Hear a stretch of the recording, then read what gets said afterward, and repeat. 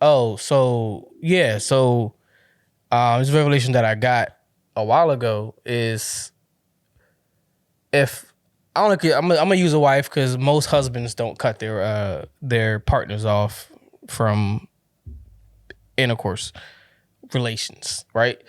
So if your wife cuts you off for no real reason, because a lot of times wives will just like, I'm not doing anything. I'm not gonna touch my husband, whatever. Boom, boom, boom. I just don't have a drive anymore, whatever.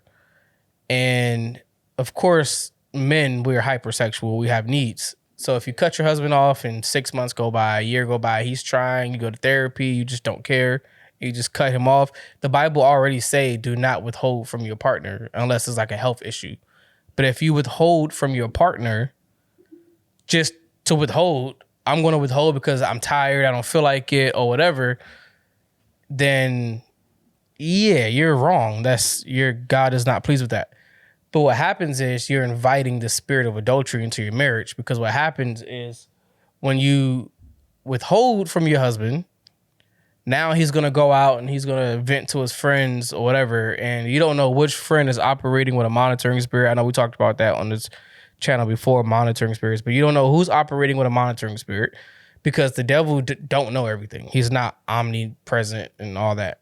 He only knows what is being told to his demons and all that, whatever.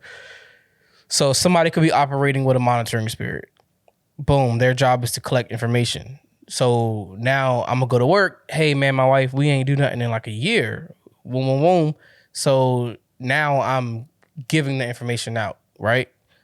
So now that I'm giving the information out, now this chick at work, right? Oh, she could be operating with a spirit. Now she has an agenda, because you believe it or not, just how God gives us jobs to do, evil spirits give people agendas and jobs to do too.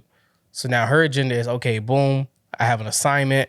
Let me go ahead and fulfill my assignment. So now she's going to start dressing a little more attractive to your taste. And then she's going to hit on you one day and, oh, it's been 2 years, I ain't getting none. So it's going to be easier for me to fall into that. Yes, the husband is wrong for committing adultery, but the wife also played a part in that from withholding the one sacred thing that God reserved for marriage.